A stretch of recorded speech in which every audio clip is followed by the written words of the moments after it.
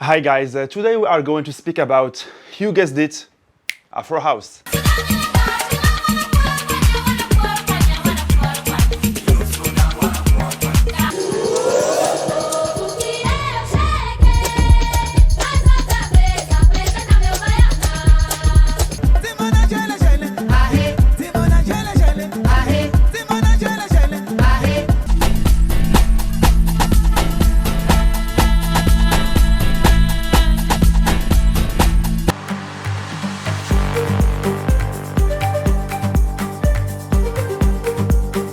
It might seem obvious to define what Afro House is, but actually apart from Afro House producers and label, it's not super clear for everybody. Just last week I was with my friend Ava in Ibiza and I made her listen to Enoo Napa's remix of my track Imbongi.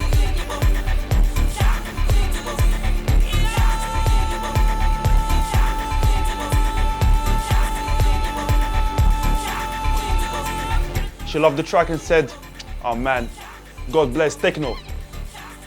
What?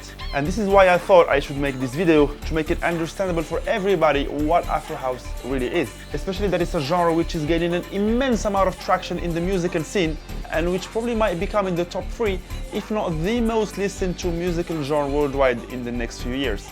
So let's start with the characteristics. What makes an Afro House track Afro House? So in electronic music there are two main big genres. There is house on one side and techno on the other side.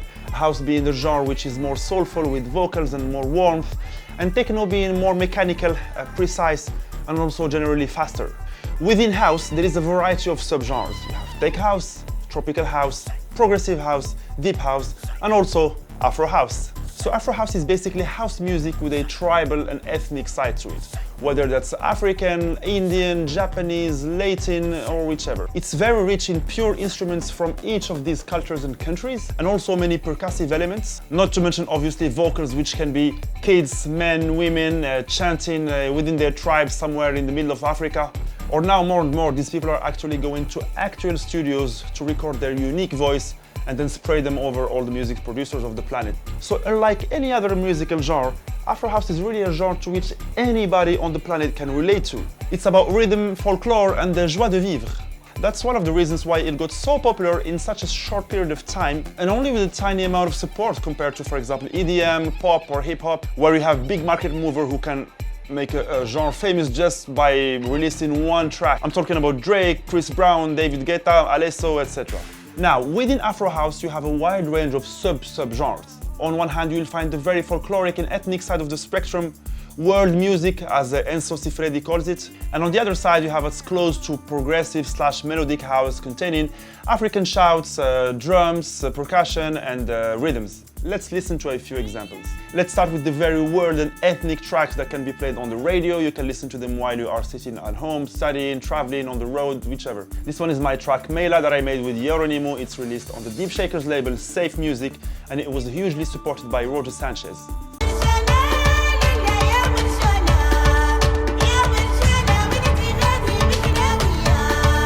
Next we have Quar's remix by FNX Omar. It's still world, but it's more housey with a solid bass line. It was signed by Defected Records and it was played all over the planet since it was released.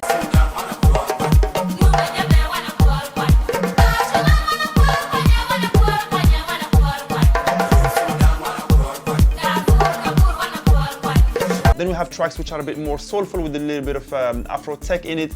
Black Coffee loves to play these tracks. For example, the track Drive, which was made by Black Coffee and David Guetta and was remixed by Capo.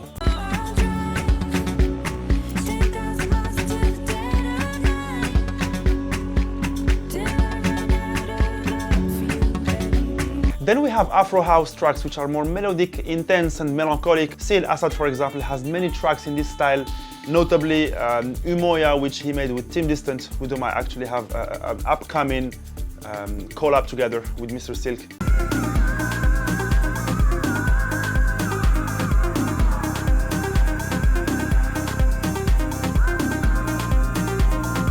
And then on the other end of the spectrum, as we said, we have the more melodic and progressive Afro House, such as Children of Rain by Lunar.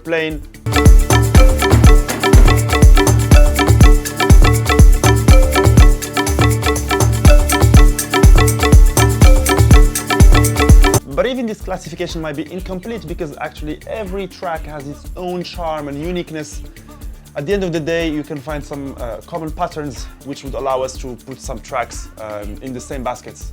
Now let's talk about how it all started. It's hard to exactly pinpoint a moment in time at which Afro house started because there were already some house tracks which contained some Afro elements and percussions before even the Afro house genre was called as such. So for example, in the early 2000s with Eric Morillo, Dennis Ferrer, David Morales remix of I Feel, which was out in 2004, Roger Sanchez, and then you had the apparition of Black Coffee in 2005 with his remix of the track Stimela. You had Culo the Song, and then a bit later in 2010, Gregor Salto with his track Canoa. But it's only in 2017 that, for example, Beatport has created a proper Afro house genre within their platform, as they have seen a remarkable growing demand for it. Among the pioneers, and on top of those I have already mentioned, there is obviously Enoo Napa, Capo, Mo Black, Pablo Fierro, FNX Omar, Bodhisattva, and many others. I mean, all these guys have massively contributed and still to this day continue to contribute to the organic growth of our much beloved Afro house.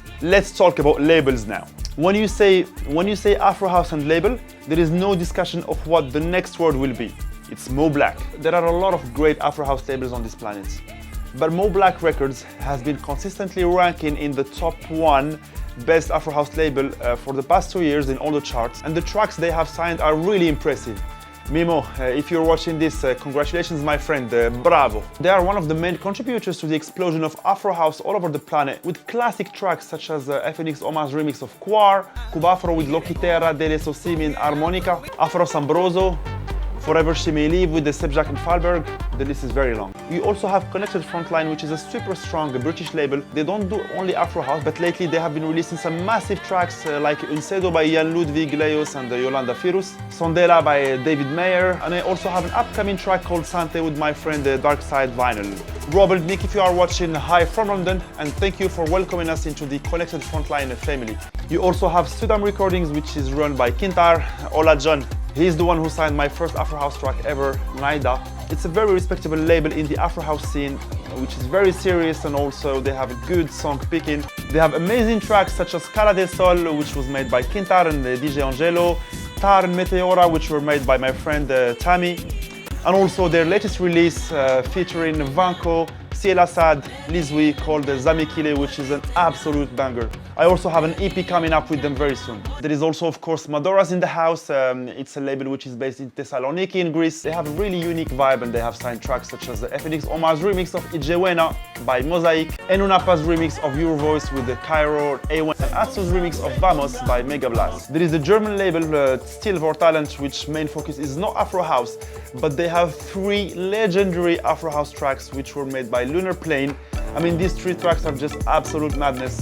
Children of Rain, Tusk and the Olapa. I mean, these tracks are just masterpieces. You also have Wired label, which is owned by Enzo Cifredi. Salut Enzo. It's a pure quality label. They of course have Enzo Cifredi's remix of Sparrow and Barbosa's Yeke. They also had Morenita remixed by FNX Omar, Space Motion, which was made by Iman Hanzo. There is also Italian label Godiva with massive tracks such as Jan Ludwig's Everyday, Massimo Lipoli's Dugnete Soy. There is Merecumbe Recordings owned by Doug Gomez. The list is actually much longer than I thought, and if I had to mention all the prolific Afro house label on the planet, this video would be 3 hours long. And by the way, Afro house music is really taking a solid grip on the musical scene, so much that even Defected Records have created a sub-label called Sondela, which is run by Louis Denmore and Seth Combo, and which will be only focusing on Afro house. I'm not even gonna speak about the most notable Afro house artists on the planet because the list is too long.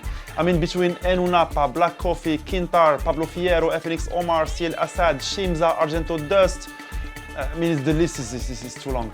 But I can tell you what are my 3 favorite Afro house tracks ever, and you can also tell me yours in the comments down below. So for me, the best track is FNX Omar's remix of Quar, there is no doubt about that. Second comes Vixen's rework of Toucan, which was made by Raul K, Manu and Ahmed Soso. And third, it's Tusk by Lunar Plane. So that's it guys, I hope now you have a better understanding of what Afro house really is, what are its main labels, artists, tracks, and why without a doubt it is going to explode in the next few months or years. Until then, take care and see you on the next video. Cincui.